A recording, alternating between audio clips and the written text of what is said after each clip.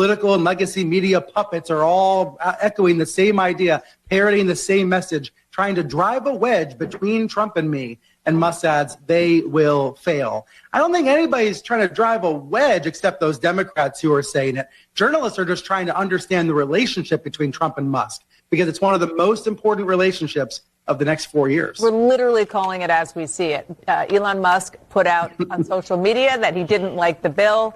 Then there was a statement from Donald Trump and J.D. Vance, and then everything fell apart. Bring in the Elon Musk of it all, because this has been a through line of discussion, both by Democrats and Republicans. Democrats are saying he's the real president-elect. A lot of Republicans are saying that's not true, but thank goodness he did what he did. Is this going to wear thin with Donald Trump soon? I don't think so. I mean, look, they appear to be getting along well. Musk was very instrumental in his victory. And I hear Democrats, criticizing the idea that we have unelected people with too much influence over the government. I invite them to pick up the Wall Street Journal from this week and find out that unelected people have been running the government for the last 4 years. I hear Democrats criticizing the influence of billionaires on our politics when you've got this Soros punk running around collecting Democrat politicians like my kids collect Pokemon cards. So I think all the criticism of Musk coming from the left is totally hypocritical, totally over the top. And he is doing something interesting, bringing some transparency to the federal government. It's not a terrible thing. Legacy media and the political puppets, they are all singing the same tune, trying to drive a wedge between Trump and Musk. We knew this would happen. But David called this from day one. Apparently, this is one of the most important relationships for the next 4 years, and they are trying to sabotage it. And they think they are calling it for what, like they see it. But are they? Well, it all started with this massive 1,500 pages pending bill. Musk said, nah, this is full of pork and lack transparency. And the whole thing got scrapped and replaced with this shorter 118-page bill. This is definitely Doge taking into effect.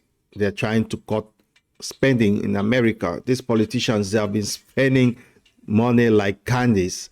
Naturally, the left is never happy, especially now that Elon Musk is with the GOP, and they are pushing this narrative of Musk being some kind of a shadow president, a real president-elect, some are saying. But here's the thing, the Democrats, they are the ones who have been criticizing unelected people with influence, and they are flipping out because it's not their guy this time. It's like, hello, unelected people have been running the government, just like Scott Jennings said.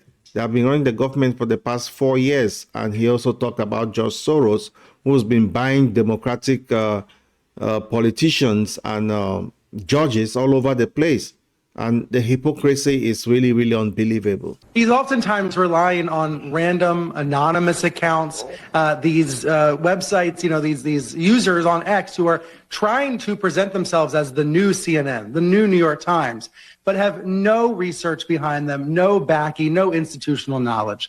And I understand that for Musk, that's really appealing. It's exciting on his platform, but he ends up misleading a lot of people. It is striking how he does seem to be learning about lawmaking in real time. And just a moment ago, he tweeted about all the coverage of him in the last 24 hours. There's been all these questions, Dana. Is he the real president-elect? Is he the shadow president? Thank God Elon Musk bought Twitter, because that's the only way we would even know what's in this bill. Otherwise, the conspiracy between the government and Twitter would have continued, and this would have all been covered up. But the fact is that Elon Musk exposing this meant that every one of our offices was inundated with calls from our constituents. The American public wanted to see this change. Donald Trump was speaking on behalf of the American public. Again, he's just the president-elect. The current president is AWOL, but Donald Trump stepped up and said, look, this is what needs to happen. And I think all of my constituents were there, or the calls at least that I got in my office. Elon Musk's transparency helped make that happen. Well, I think as a senator voting, I presume that you do your best to read the bills that you're voting on. I understand it was quite large at the beginning, but to say that it was only Elon Musk that made people aware of what was in it, that can't be true. It's pretty hilarious that the party that mocks the deep state is now accusing Musk of being some kind of a shadow president. I mean, has anyone seen Biden lately? I'm just saying, conservatives finally have a guy who has more influence than the media and is causing some major but hurt to the Democrats. This is where it really gets spicy, right? You have this CNN's Brian Stelter playing pretend journalist with Dana Bash after Musk called out the establishment media as dishonest political hacks, which we all know. That's why podcasts like Black Coffee Podcast, we are here to actually debunk this, or actually to give our opinion on how we see things by using common sense. We don't need to be reading a 1,500-page bill to understand. We know what that means. So the media is acting like they are all about transparency, but they sure don't like it when someone actually brings it to the table. Musk is basically relying on these random accounts on X, these anonymous users trying to be the new CNN. I mean, they have no research, yes, no background, yes, but I think it's all exciting to him. To me too. He's definitely learning about law making in real time. And thank God Elon Musk bought Twitter, because that's the only way that all of us, we know what was in this bill. The government would have just continued their shady business, and all of a sudden, every office was getting calls trying to find out what's going on. The American public wanted change. Trump stepped up and said, look, this is what needs to happen. But according to Senator Haggerty, the public would not have known without Musk's transparency. I think the media will be on board with this.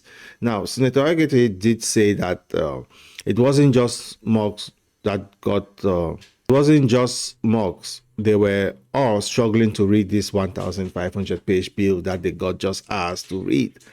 To me, it's becoming more apparent that many media personalities are just DNC operatives pretending to be journalists, and Bash couldn't even give credit to Musk for shining a light on how Congress passes this huge pork-filled bill without time to review them. And you would think real journalists would be all for it, but here's a big question.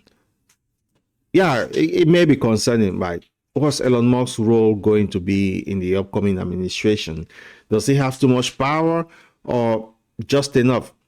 They say you should never outshine your master, right? I think Trump and Musk, they both understand that. And Musk, for example, is very smart, and he knows that. Perhaps I don't think he puts out anything out there without consulting Trump. So the media trying to really, push this wedge. Musk is now the president-elect and stuff like that. We all know how the game is being played. Our eyes are open. It's like the scales have been washed off our eyes to see what is truly going on in America. Anyway, just let me know in the comments what you think. Like, subscribe, you know the drill, to help Black Coffee out. Until next time, see you. Cheers.